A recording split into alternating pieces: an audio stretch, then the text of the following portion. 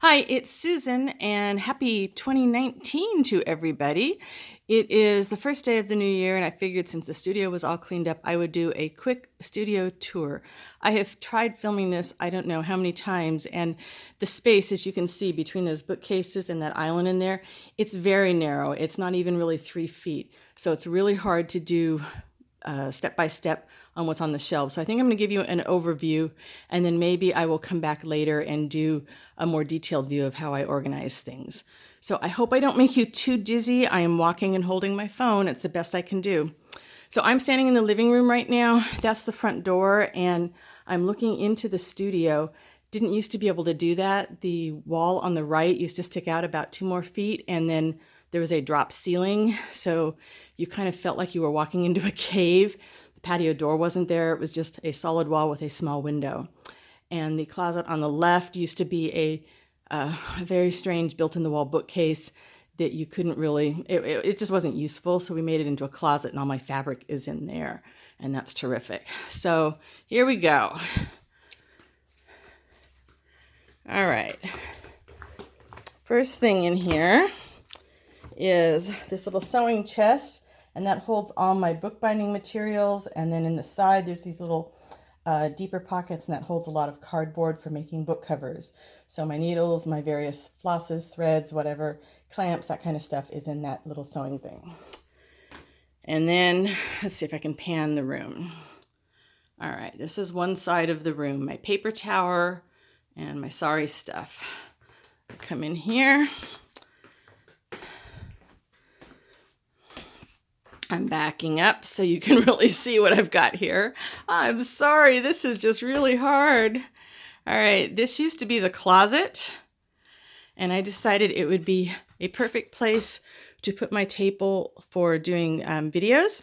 So my tripod there's got a little swing arm that swings out, and I can put my phone in there upside down. That part works great because I can, step up and see if I'm in frame and things. What's not so great yet is, although I've got lights up above in the closet ceiling, and they're not directly shining down, they're kind of shining over, and then I've got a couple clamp lights, I still have issues with shadows, so I'm still trying to figure that out, but I'm working on it. I've got the drawers hold various collage pieces that are in themes that I would normally be working in. That tends to be the ones that I go to: nature and literary and animals, mostly dogs. Jars, because I like to have everything where I can see them and see what I'm working with. It really helps my brain work that way. If they were like in boxes where I couldn't see what was in them and I just read the labels, my brain would just gloss right over it. That's one of my paper collages, painting with paper, I think Chelsea calls it. So that's all paper and threads. Okay, we're gonna pan down. Got Scrabble letters that I don't know anything I'm gonna do with. I saved them from a long time ago. We have all these shelves that are built into a stud wall. Super, super useful storage. The big jars, those are Costco nut jars, free storage. Really perfect for holding all my fibers, my small fibers, as in, maybe just a yard or two, and stuff that I might use for tassels or decorating pieces on the collage. And then these little tins, I love these. Okay, these are about the size of an Altoid tin, but they're clear, okay? I like it. And so I can see right away, even though it's got a label, I can see right away what's in them. And so that's got all my tiny collage things, because I do like to make tiny books. Let's see, this drawer thing has fussy cut napkins, because I was crazy like that and spent so much time. I cannot even tell you how much time. It's ridiculous. So I'm going to have to start a supply sale, I do believe. That just holds various fabrics of what I'm working on at the time. The drawers hold my sari material. One of my favorite drawers is this one. Look at that. Beautiful embellishments from India. The 3 shoe boxes there hold flat lace, the kind that's perfect for sewing onto pages. Book text. This is the paper tower, which is awesome. It's one of those old 80s. I'm going to back up again. Watch out. Okay, so it's one of those 80s entertainment centers. We painted it white and put some more shelves in, and it's perfect for holding all kinds of paper for me. And then up top, that is a bunch of those dish pans from the dollar store. And I love them because, okay, they're only $1 and I can stack them up. They're lightweight. I can carry them all over the place, and they work really well for me. So this might have, okay, my back is on the island. Tissue paper, got, that's all cardstock, writing paper, tea-dyed paper scraps. It's my scrapbook paper. We've got tea-dyed paper. I love to have all my paper ready and at hand. So on the left is paper I would use for tea dyeing. On the right is finished blank paper that's ready to go. Onion skin paper, parchment paper, some brighter white paper for printing certain photographs. This is some different specialty papers. They might need special treatment. They might need heavier glue, something like that. In here, we've got my eco-dyed papers in this stack. We've got other dyed papers, leaf impressions, that sort of thing in here. We've got tea-dyed papers with some kind of design on them. And then this would be my darker tea-dyed paper. And then these shelves below, this is all different kinds of handmade paper. Not paper that I've made, but this kind of wonderful paper. Look at this. I just love these. Just love these. So they're sorted by colors because that's the way my brain works. And for drawers, these are acrylic picture frames, and they hold my little scraps. Behind the doors, I won't go through everything, but they might be, let's see, we've got sewing pattern paper, maps. These are gift boxes that I got at the Container Store, and I covered with paper and painted the bottoms, and they hold a lot of collage materials. I've got music paper, tags. Down here, there are labels, stickers, playing cards, that sort of thing. Okay, sorry, gonna get dizzy again because we're gonna have to stand up and walk. Over here, I've got buttons, fibers, and the sari ribbon that I use for closures. I just love that. I am so addicted to that stuff. I'll back up in a minute here. Okay, and you can see the whole, there you go. Baskets for paper scraps. They are piles for paper scraps everywhere so that I can try to contain them in this cabinet. So I've got my distress sprays in one of those tubs that I can just take out and work on, my alcohol inks, and then the bottom tubs are all my upholstery fabrics sorted by weight. This would be packing material, which I can either use for packing, I can use for collaging, and then the brown stuff I like to iron and send through the printer. It makes really good paper for the printer. Out there, it doesn't look like much right now, but in the summertime, I can do all my wet stuff out here.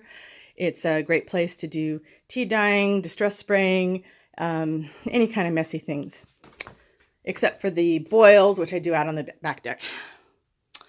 That would be my laces, more paper. Oh. Let's see. Can I give you an overview? All right, here are the bookcases. And basically, more stuff. Some finished journals, some stamped scraps. Right now, I think it's full of fabric scraps. So that it's little pieces of fabric that have been stamped and I can cut apart and do something with. Blank note cards and envelopes that I need to tea dye, some finished ephemera, canvases in progress, and then a bunch of SIGs that have been taken out of books that have been gutted, but they're whole, so I can use them for something. More books that I can tear apart. Some journals in progress. This would be small envelopes and bags, like coin envelopes, glassine bags, that sort of thing. I love these, again, because they're clear. These are really hard acrylic storage boxes, and I can sort my ephemera in there by the different sizes. I've got small square one, a larger one, and an even larger one, and then I can just pull them out and lay them on the island while I'm working. book page embellishments. Right now, this is a bunch of pieces of napkins that have been collaged onto book pages, so I can tear those apart and do things with them. Some more books to cut apart. These are all books that have been gutted, so I can use the covers, but that is prime real estate in here, so I'm going to have to find another home for them, I think. This is the blank flyleafs. You know, when you tear a book apart and you have that wonderful, beautiful, old-looking blank page, so I saved those. It's where the stuff that comes out of the printer goes. I have a color laser printer and a black and white laser printer, and they live in my husband's office because the space is just too small to have them live in here. And I don't have an inkjet anymore because I got tired of the ink drying out. So now if I need to have anything printed on inkjet, I just go down to the local printer shop. This would be painted papers, various things. My stack of doodle work. Okay, dizzy time. Those are all, it's ridiculous. Those are all blank journals. Basically, that I'm just going to tear the paper out of and use. Those are some of my finished pieces. All right, and then we have the island. I'm not sure how to show you the island. Okay, I'll show you this and tell you that in this first stack here, from top to bottom, I've got the 6 boxes on the top are mostly used for making clusters because inside, I'll show you in a minute, they have, everything's all kind of like divided. The second shelf is all napkins. Yes, all napkins. Need to use them up. The bottom shelf, those are food storage containers from the dollar store, and those are all collage images for glue books sorted by theme. So let me show you what I mean here. These are a really nice size, and then inside things are sorted so that I can take them out and just make clusters. And again, I can see. I like being able to see a whole bunch of things at once. This says paper scraps, but it's different kinds of paper scraps, so it's great for sitting down and making clusters. If you don't know about making clusters, you can Google it on YouTube. Google it or search on YouTube because there are tons and tons of those. And then these are collage items, like I said, by theme. All right, this one's going to be harder to show. The first shelf, that is all my jewelry making stuff. So there we have charms, beads, wire, any of that kind of stuff. This is, okay, bling in drawers and miscellaneous stuff that probably I don't need anymore. And same thing down here, stuff that I, may or may not decide to keep. All right, let's make you dizzy again. We're going to go to the other side of the island. So much storage in this island. All right, there's the whole view. Now, gosh, I would love to be able to, okay.